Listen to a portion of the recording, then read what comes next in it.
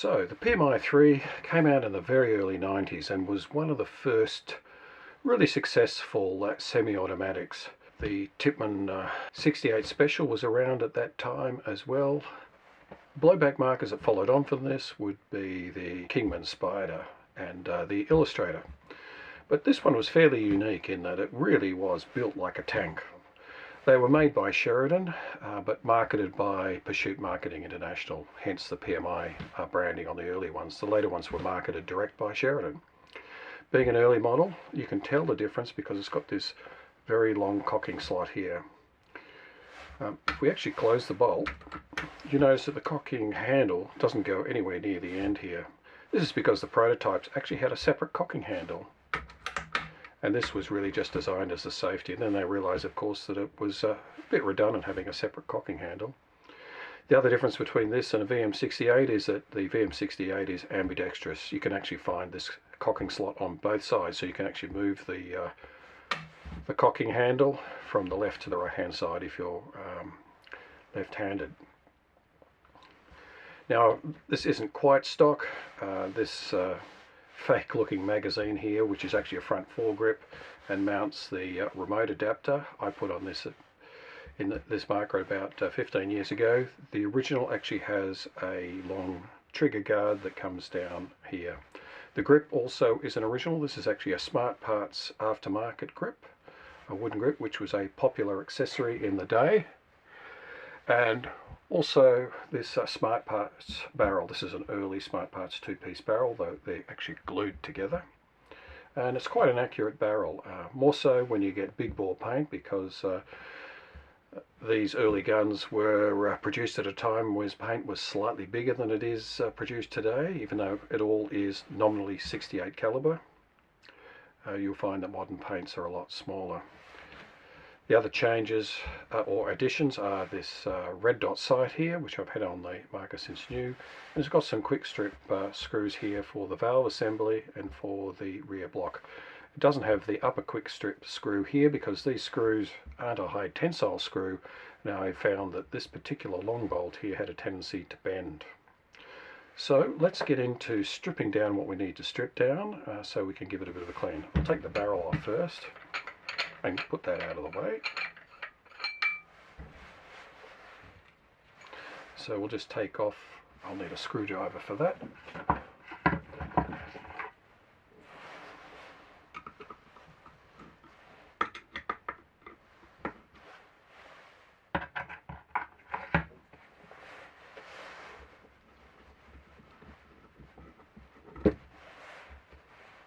Put that to one side.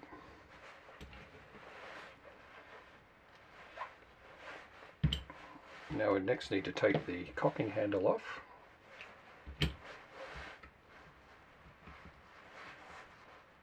Now I actually Loctite this in with just thread locker.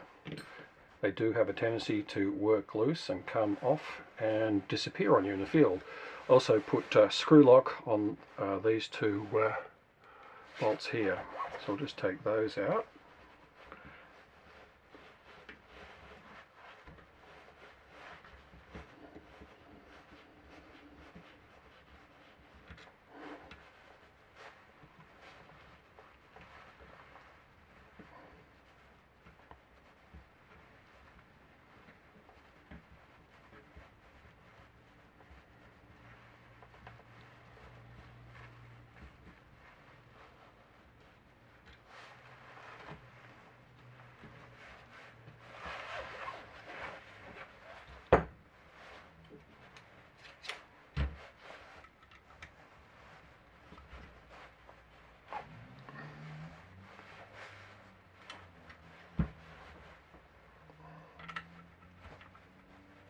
Now just put your finger across the back of the marker because the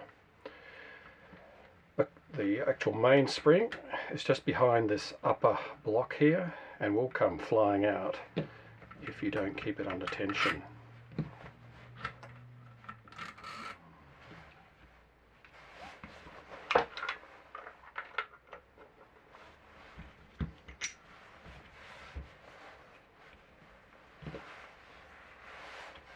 So we'll just zoom in on that and we'll just have a look at the mainspring and the bolt. So here you can see the mainspring and the spring guide there, and down here we've got the bolt. This has 4 urethane O-rings on it. It also has a restrictor down here. I've actually got this Loctited in the fully wound in position to give the maximum flow. You find with these older markers they're designed for use with CO2, and even though I put an extra shim in my Ninja regulator, you really do need to have the the best gas flow you can get through, and you will get probably somewhere between 250 and 275 feet per second. It's actually quite difficult to run these markers hot, I've discovered, particularly on compressed air. The bolt, which actually weighs a fair bit, this is the pin that connects the bolt together, the two pieces. And I've also done a modification here. The original seal here was actually a flat urethane seal, which is no longer available. Palmer's Pursuit did produce them at one stage. They were slightly different. They were cut, I believe, rather than moulded, and they work quite well, but urethane does deteriorate, and you'll probably find you'll get a service life of 8 to 10 years or less, depending on the conditions that you play with it in. But with compressed air you can use a standard nitrile O-ring. So this groove has been machined out sideways, so we've machined it back towards the back of the bolt a little bit to take this O-ring, and I'll put the number of the O-ring up on the screen if you're interested in that particular modification. So that's the actual bolt assembly and the spring guide. That's really all you need to do to take the gun down for cleaning. Before we go any further, I thought I might just discuss the actual poppet valve on the PMI-III. To remove, you undo the 2 screws, one on this side and the one on that side. I won't actually do that. I've actually got a spare one that I can show you, and you use a special tool. This particular tool came with my PMI-III, and there are some aftermarket tools as well, but it just runs down there, screws into the valve. Once those 2 bolts are out, you just pull the valve straight out the back. So this is the valve here. That's the poppet valve spring. And the special tool just screws into the leading edge here and allows you to pull it in and out for servicing. Now you'll notice that there's a number of holes here that vary in size. That's one way of adjusting the velocity on the PMI-III. The other one was, as I mentioned, the adjuster that's in the bolt, a restrictor in the bolt. And I didn't actually mention that I've actually got that Loctited in, screwed all the way in. They have a tendency to work their way out over time, and you'll find during a day's play that your velocity will slowly decline. At least mine has a tendency to move. So I've got that Loctited in. And I've got this set on the largest port size, and that's mainly because with the small bore paint we have today and running these guns on compressed air, it is actually hard to make velocity, so you really need everything wide open. The restrictor screwed all the way in, and the largest port here, a little bit of extra pressure from your compressed air system. As I said, I've got an extra disc into my Ninja regulator to up the pressure a little bit. So depending on the paint that I'm using, it'll vary between 250 and 275 feet per second.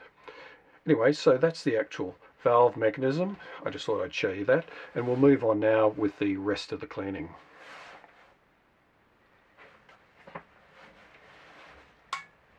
So I just run a swab through the upper section here, backwards and forwards, and through the lower section, and just give it a bit of a clean. I've put a little bit of WD-40 on it. It doesn't need much. It's really just to pick up any paint residue that's there. You don't want to use too much because it's not particularly great on O-rings. The only other area that needs attention occasionally is the actual ball detent, and these have a fairly unique ball detent, so I'll take that off and show it to you.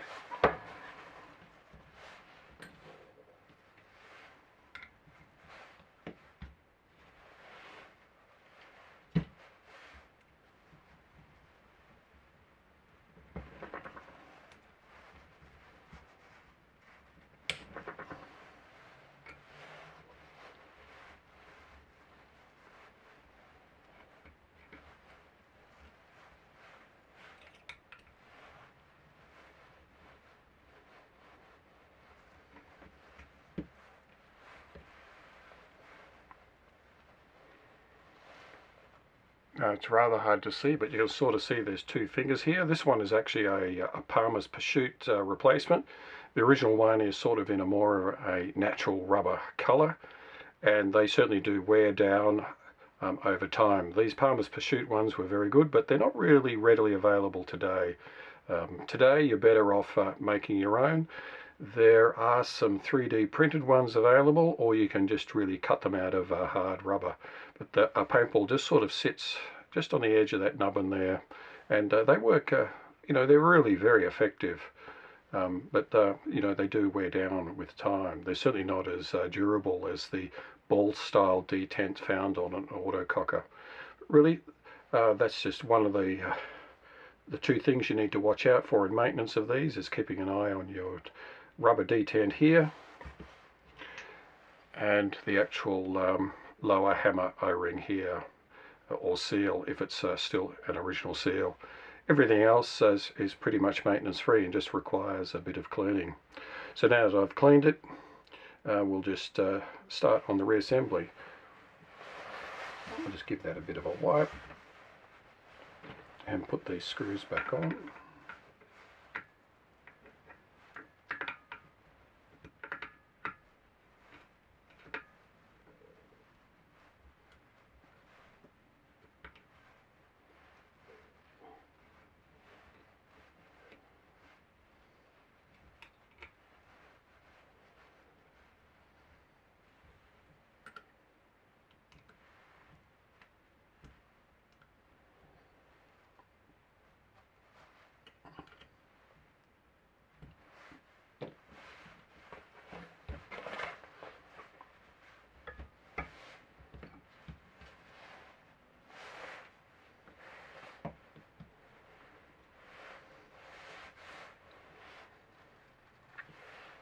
So I just put a little bit of light synthetic oil on the bolt, doesn't need much. Just give that a bit of a wipe. Same on the lower part of the bolt. Just really a very thin smear over everything. Now just make sure that you assemble it with the air hole facing down, otherwise you won't be shooting any paint. So we just reinsert that in there. Our spring in the back. Put the upper plug in. Actually, we just might makes it easier if you actually pull the trigger and lower the bolt. And put our top bolt in. Not quite right spot. And now the lower plug.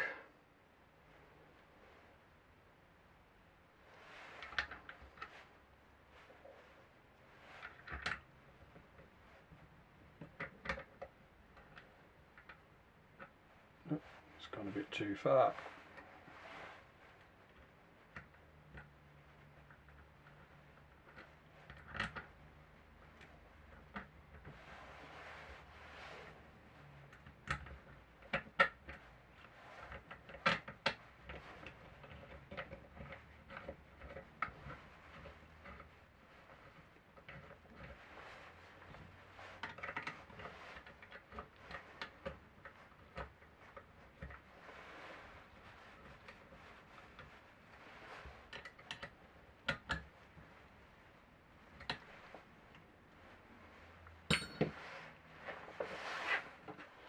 So I just used some 290 thread locker, which is the super wick in on these.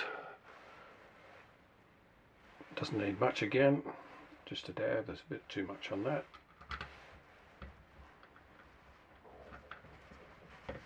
Actually, it's you should have said it's best not to tighten that up all the way until you get these lower ones in.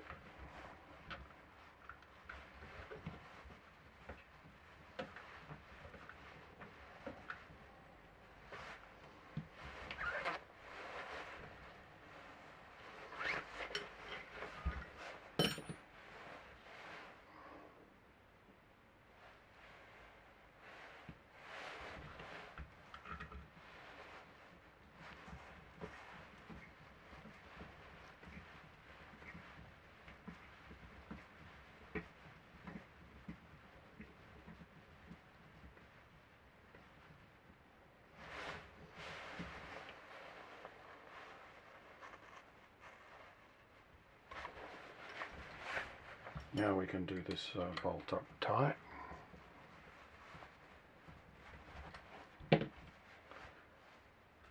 Now for the cocking handle. For the cocking handle I use 243 thread locker Loctite. Again, only needs a drop on there. Wants to come out, that is. Here we go.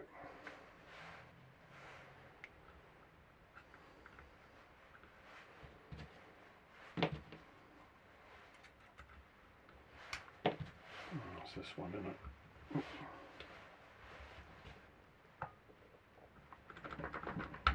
If ever you need to replace this cocking handle bolt, replace it with a high tensile screw or it will just break off. So now that's effectively the gun cleaned and lubed. So all we need to do now is refit the barrel.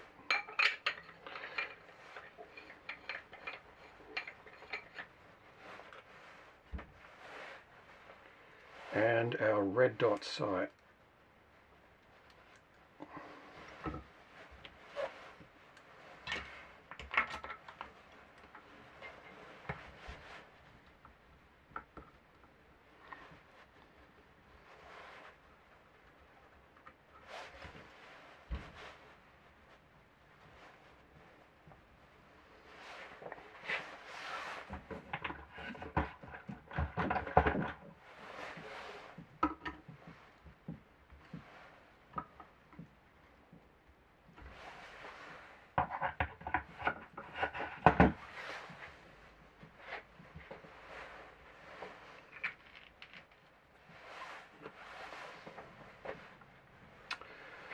And that's it.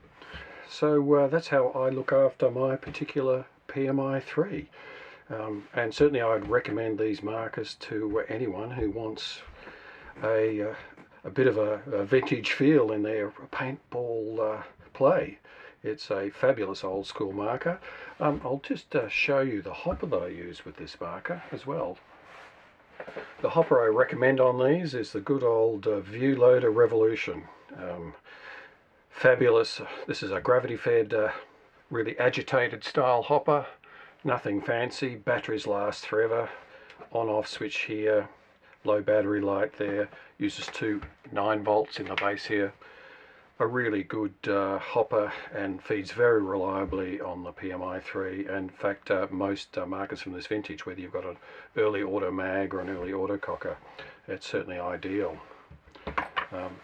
So really, that's about it for this particular video, and hopefully this will be the first of a few, and I'll see you on the next one.